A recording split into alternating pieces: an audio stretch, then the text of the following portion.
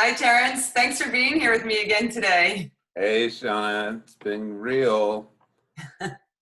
Yes, it has. And we've had some pretty real comments that have come to us since last week when we recorded our first crucial conversation. And overall, I felt really good about it. I think you did too. It just felt good to Absolutely. have the conversation. We got a lot of feedback, and some of the feedback, most of it all positive. Well, most of it was positive. Some were some really pointed questions, Hmm. and that we talked a little bit about away from this more public conversation. But one that I wanted to explore today was how we experienced that conversation last week, and if we had vastly different experiences, Hmm. just coming from different places. So I'm curious what your how you felt about what your experience was, because I know I had some pretty strong feelings after. Yeah, so as much as we had talked on the lead up, I didn't, and I don't think either of us could be expected to know what exactly would come of this. It was a way to test the idea without spending 3 months like nitpicking and trying to like just make it perfect. So when we finished, I knew that I was happy with the conversation. I wondered how others would feel within sort of my own circle of informal advisors. I had run some of the preliminary stuff by them in terms of just the idea. Some of them got to watch it before. Some of them didn't see it until it was live, quote unquote live. And yeah, it was really it was really eye opening how important this is, but also how vulnerable it can make Mm. me feel. I use I statements because we're dipping into something that, quite frankly, even within the conversations that we have away from this space, it's like the stakes are a little bit higher. So I'm happy that we're doing this. I think that everyone that I've talked to in person or online has had a really good things to say about just like the notion. There's been some like really great feedback and critique, and that's what we asked for, and so that's been good. But I knew right away that it was it was what we at least set out to do in the beginning. Um, will it evolve? I think everything evolves into what it's supposed to be. Yeah, I think that being vulnerable hit me for sure, as well. And just kind of putting yourself out there a little bit more. I think having the conversations just one on one, whether it's just us FaceTiming or just talking on a regular phone call, is definitely different. And we have like a real ease about it. But here, I'm more concerned with my words, how things sound. I mean, you're a friend, so I know that you know that I'm always coming from a good place. But if I was having this conversation with somebody else, they may not know that. I was really struck. The biggest thing for me after the conversation, during the conversation, and after rewatching it, and that's one of the reasons I'm so glad we recorded this, was because it was important for me to be able to hear it once, but then to really go back and listen again to what you were saying. And the magnitude of what I don't know really hit me hard after our conversation. It was almost like holding it together a little bit during the conversation, and then something just really took over me after, and almost like getting punched in the gut a few times, and not in a bad way, in a really good way, in a way that I think needs to be done. And I guess I hope that maybe I can sort of take that punch so that when someone else is listening, they can do it in a more comfortable way, I guess, outside of being public about it. And a lot of people aren't comfortable doing things publicly, and that is perfectly fine.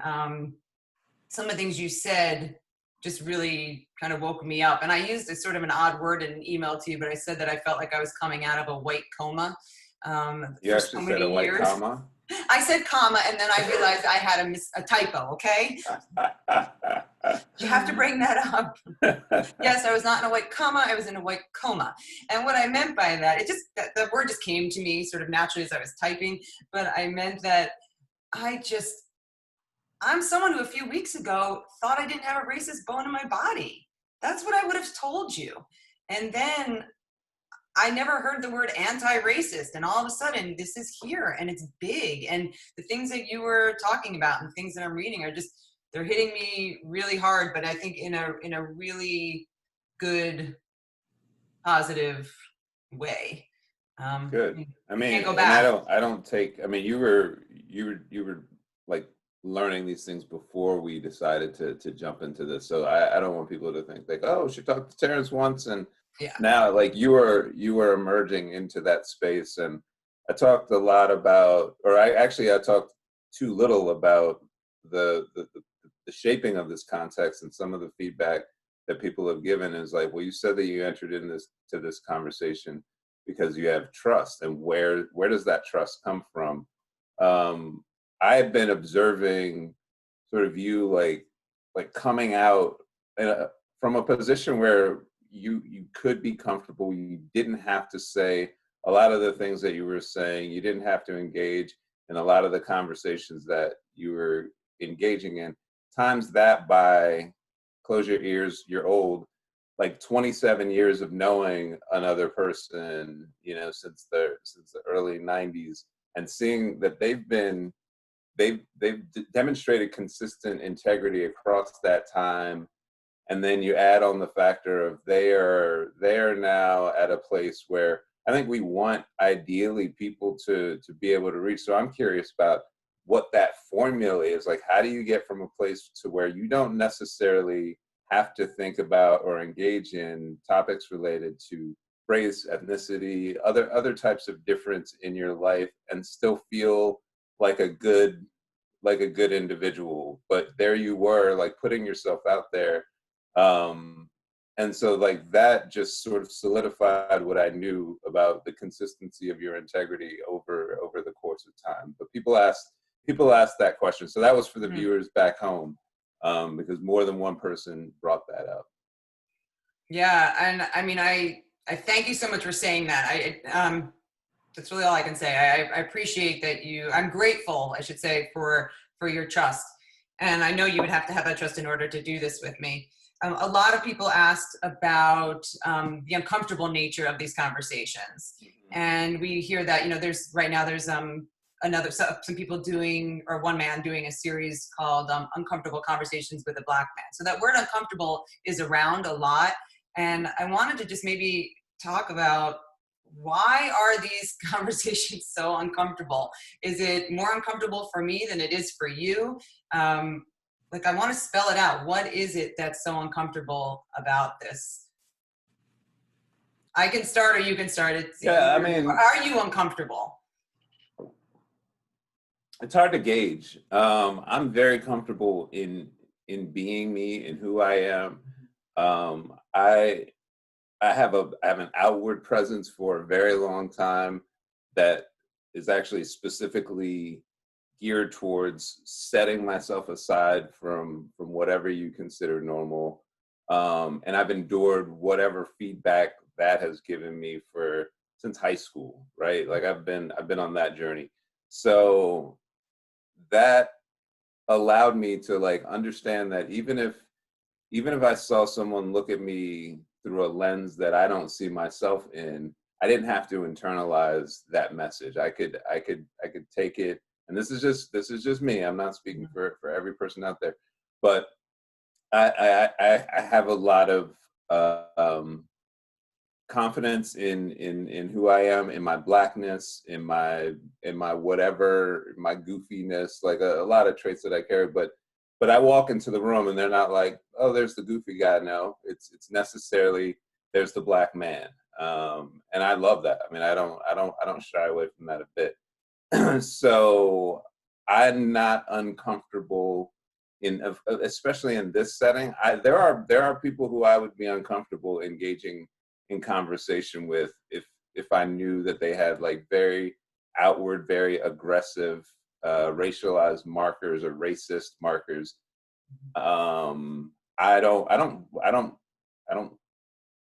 want to jump into spaces like that because I don't I don't really see me being the person to talk to that person. I think white people need to talk to white people on a certain level, and I think one of the goals of this is, maybe white people gaining more confidence, not only to talk to their friends who represent difference, but talk to other white people about the things that you're learning.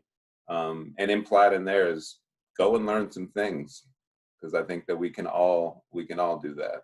Yeah, I mean, and I was something huge that I took from our conversation last week was when you said to me, that's up to you. That's for white people to discuss with white people. And I really took that to heart. Something that's uncomfortable from my side, I guess, is the language Hmm. that when I'm talking, I'm saying black this, black this, and that is just doesn't roll off my tongue naturally. It's almost speaking in like a divisive way, which I don't believe in that. I've never felt that. So to talk like that can be hard, even for me who asked to have these conversations. So I Hmm. just want to, I guess, I want to, for people that are watching to understand that it's okay. Actually, I have a quote. Oh yes, that I saw that kind of made me feel a little more comfortable on this, and it was from Ibram Kendi, the author of How to Be Anti-Racist. I have not read the book yet. I plan to, but I did listen Got to to, a got to, podcast, yeah. and a really quick quote from him was, "I think to be anti-racist is to make mistakes." And I just like kind of took a deep breath when I read that, and I think that's like an example of that is supporting a racist policy. It's not necessarily in this language that I'm Hmm. trying to get more comfortable using, but and it's language that shouldn't be uncomfortable, but it just is, because for 45 years now I haven't really spoken Yeah. about this. Like, Terrence, I've had black friends my entire life.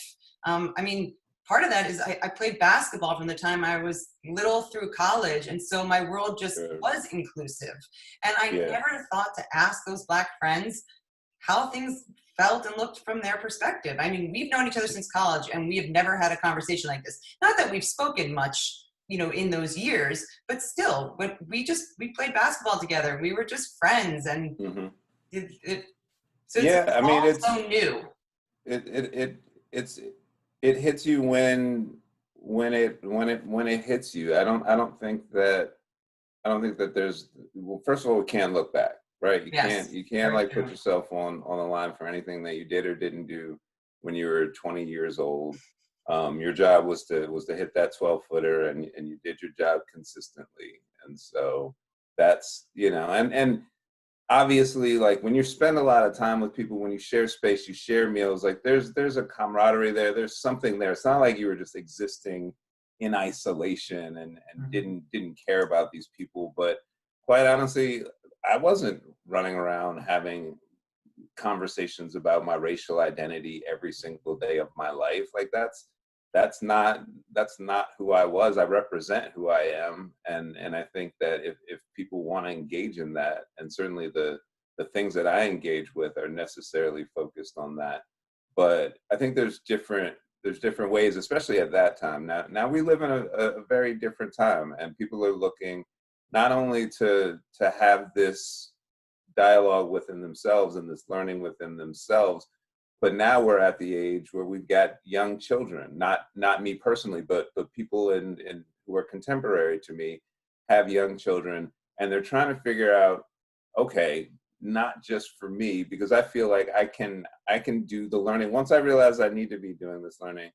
Most of my adult friends are good, but they're stuck on this place of, well, what do I do with my children, and how do I communicate it, particularly given the messages that are coming from society. And that's through a lot of different avenues at this point. That's communities, that's the mainstream media, and that's, quite frankly, the curriculum of schools that don't include a lot of voices that are not strictly straight down the middle. And so it's a big work, and it's a big challenge to even approach it. But But you have to start where you are, right? Like you can't just say, well, I can't believe I don't know all of the language at this point, because the language is evolutionary. First of all, we don't use the same language when we talk about this that we did 20 years ago, Mm-hmm. right? Even that is an evolution.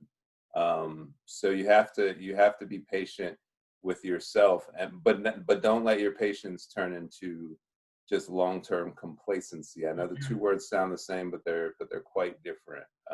You got to stay on. You got to stay on it, and it's hard when you don't walk into the room as your identity, or as your assumed identity. Mm-hmm.